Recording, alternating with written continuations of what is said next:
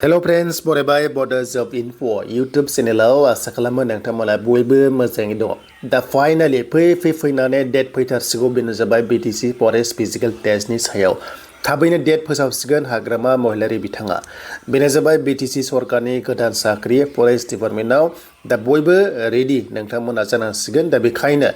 जायफ्रा देग्लायसो एप्लाइ खालामदों गोदान स्टुडेन्ट्स नोंथांमोना सिलेक्शन प्रसेसखौ फिन खनसे लाबोदों जाहाथे थाबैनो मोनथिखायो आरो लोगोसे रेडि जायो जि नांगौ मेटेरियल्सफोर नांगौ नोंथांमोना जाहाथे जगार खालामो बेनि सायाव जों सावरायगोन बिनि सिगां जाय नोंथांमोना नैबे बड जब इनफो यूट्यूब चेनेलाव गोदान साबस्क्राइब खालामना ला जाहाथे लेटेस्ट साख्रिनि आपडेट नोंथांमोना बर' रावजोंनो मोननो हायो दायो जों फैबाय CSP पर्टेलाव फैनाय लोगो लोगो नोंथांमोना एडमिट कार्डखौ बेनिफ्राय डाउनलड खालामनानै लानो हागोन दा जिनोखि MLA इलेक्शननि रिजाल्टआ 4 मेआवहाय मोनगोन बिनि उनावनो आसाम स्टेटआव साख्रिनि प्रसेसा जागोन दा आसामजों BTCजोंहाय थोंजों सोमोन्दो दङ जों बेखौ मिन्थिगौ मानोना नैबे जाबाय आसाम नैबे जाबाय BTC अके BTC आसामनि सिङाव दंथयो अब्ला माखासे इनस्ट्राक्शन्स एबा गाइडलाइन्सआ आसामनिफ्राय फैनानै BTCखौ खावलायगोन जे साख्रिखौ होनांगौ होननानै दा बेखाय जों मिथिगौ जे जोंनि दा BTCआव सोरनि सरकार होनोब्ला बेनो जाबाय जोंनियाव NDA सरकार दायो जागासिनो दङ जेरै BJP आरो BPF जमा नांनानै सरकार सालायगासिनो दं बेखायनो मोननै पार्टिजोंहाय डिसकासन जानानै माखासे थांखि लायो हारसिं लानो हाया मोननैजों मोनसे जमा सावरायनानैहाय एलायन्स सरकारावहाय बेबायदि थांखि लायो बिनिफ्राय प्रसेसा जाना फैयो दा बेखायनो दा आसामाव दा सरकार गैथ'नालाय आसामाव सरकार जानाय लोगो लोगोनो माखासे डिसकासन जानानै माखासे जि पेन्डिंफोर दङ BTCआव मावनो गोनां खामानि बेफोर गासैबो प्रसेसा जागोन दा बेखौ रायखांनाय लोगो लोगो ग्रेड 3 ग्रेड 4 खौ सोंनो हागौ बेनि बागै आं नोंथांमोननो नेक्स्टआव लासै कन्टेन्ट लाबोगोन दा गुबै बाथ्रा जाबाय जोंनियाव नैबे फरेस्ट डिपार्टमेन्टआव एप्लाइ खालामदों टटेल 157 पस्ट बेवहाय गोदान स्टुडेन्ट्स दङ बेखायनो जों बेनि टटेलि सेलेक्शन प्रसेसखौ आं फोरमायगोन जाहाथे एसेबो गाब्र'आ एप्लाइ खालामनानै दोननायफोरा जाहाथे मोजां इन्टारभिउ होनो हायो दा बे चान्सखौहाय जाहाथे नोंथांमोना थांहोआ जायफ्रानोखि गोदान आरो जायफ्रा इन्टारभिउ थांनाय बारनि सरकाराव होदोंमोन बिथांमोना मिन्थिखागौ अब्लाबो गोदानफ्रा खायसे मिन्थिया एबारनि सिस्टेमा एसे चेन्ज जादों थांनाय बाराव एग्जाम लाग्रोदोंमोन नाथाय एबार एग्जाम लाग्रोनाय नङा दा नैबे 60 गामि जाबाय बिसनाथ सनितपुराव जि हाबदोंमोन ना गामि बिथांमोननिसो बेखौ खायसे साननांगौ रिजार्भ नङा बिथांमोननि पस्टनि थाखाय 60 नङा बिथांमोननि गामिया गासै 60टा गामि दं नालाय दा बिसोरबो जोंनि BTCआव हाबना दं बेखायनो इन्टारभिउखौ होनो मोनफागोन दा नैबे पस्टआ ओरैबायदि खम ग्रेड 1आव आरो गार्डआवहाय 110 दङ टटेल 157 सेलारिया जोबोर खम जायो फरेस्ट डिपार्टमेन्टना आसाम पुलिसना बारा जायो बेखौ जों मिन्थिबाय बेनिफ्राय हाइटखौ गोरोबथारनांगोन हाइटआ गोरोबाबा फिजिकेल टेस्टखौ होनो मोननाय नङा बेखायनो जोंनि STनि हौवाफोरनि हाइटआ 153 cm दङ बेनिफ्राय हिन्जावफ्रा 145 डेन्सेसखौ अनलि हौवाफोरखौल' नायगोन 79 नर्मेलाव आरो एक्सपेन्ड खालामबा 84 नाथाय जोंनि STया एसे खम थाबाबो बियो एक्सेप्ट जागोन जेबो नङा बेहाय जेनेरेलसो टाइप खालामदों एग्जाम फिसनि खोथाखौ जों सावरायला एग्जाम फिसा थांखाबाय दानिया बिनि सेलेक्शन प्रसेसखौ जों डाइरेक्ट नायसै सेलेक्शन प्रसेसा फार्स्टआवनो नम्बर 1 फिजिकेल टेस्टसो होदों थांनाय बारा एग्जाममोन नाथाय एबारो कन्टिनिउ थाबायनायसो लाग्रोगोन फरेस्ट गार्डजों फरेस्ट ग्रेड 1 जों सेम लागोन सेम डेआवनो लागोन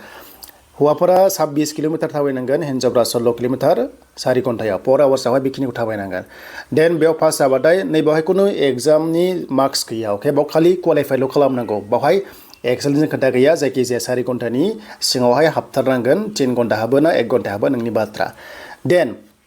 जायफ्रा फिजिकेल टेस्टआव पास जागोन ओमफ्राय नोंखौ लेंहरगोन एग्जाम होनो अके एग्जामा 3 आवार्स जागोन अके 100 मार्क्स एग्जाम जागोन बोथ मोननैबो पस्टआव होनना बुंदों अके देन बेनिफ्राय एग्जामा किन्तु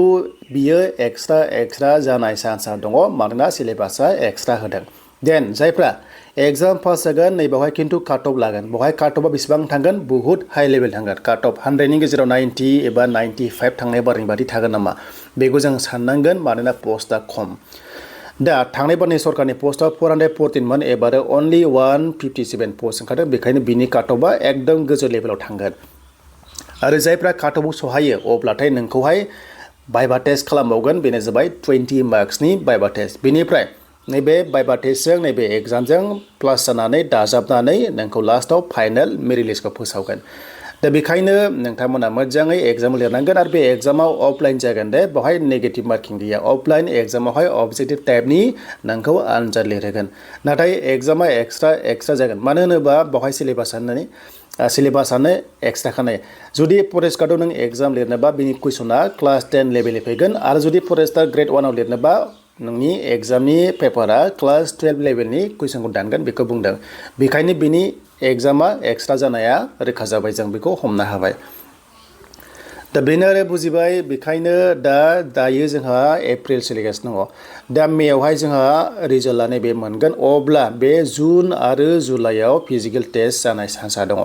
दा बे फिजिकेल टेस्ट जानाय चान्सआ दङ मानोना बेवहाय अखा हाबाबो हमना ला रेन जाबाबो रेनिं होबाबो खुनु मेटार नङा मानोना बे जाबाय र'डआवसो नोंथांमोना बेखौहाय फिजिकेल टेस्टखौ होनांगोन माने थाबायनांगोन आरो स' नोंथांमोना र'डआवहाय थाबायनांगोन आरो बेखौहाय थांनाय बाराव जेरै लादोंमोन 7 एपिबिएन सरायकला क'क्राझाराव खनसेनो रिलिखौ लादोंमोन डिस्ट्रिक्ट वाइसआवहाय एबारबो बावनो लानाय चान्सआ दङ मानोना बिथांमोननि बे र'डआ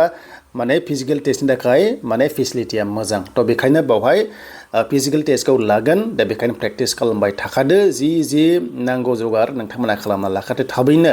बेनि अफिसियेल नटिसखौ CSBआ होनाय जासिगोन बेनो जाबाय आफ्टार इलेक्सन रिजाल्टनि उनावनो फिजिकेल टेस्टखौहाय कन्डाक्ट खालामगोन आरो देग्लायनो जायखिजाया एपइन्टमेन्ट लेटारखौहाय नोंथांमोना मोननो हागोन 15 आगस्टनि सिगां मोननाय चान्सआ दङ आरो बे नोंथांमोननि फरेस्टार साख्रिया आरो दा बुजिबाय सिलेक्शन प्रसेसआ फार्स्टआव फिजिकेल टेस्ट बेनिफ्राय रिटेन एग्जामिनेशन लास्टआव भाइबा बेनिफ्राय लास्टआव एपइन्टमेन्ट लेटारखौ मोननो हागोन आरो दा बेखिनि नेक्स्टआव ग्रेड 3 आरो ग्रेड 4 खौ नोंथांमोननो लाबोगोन लासैनो BTC साख्रिनि आपडेटखौ नोंथांमोनजोंहाय लाबोबाय थानाय जासिगोन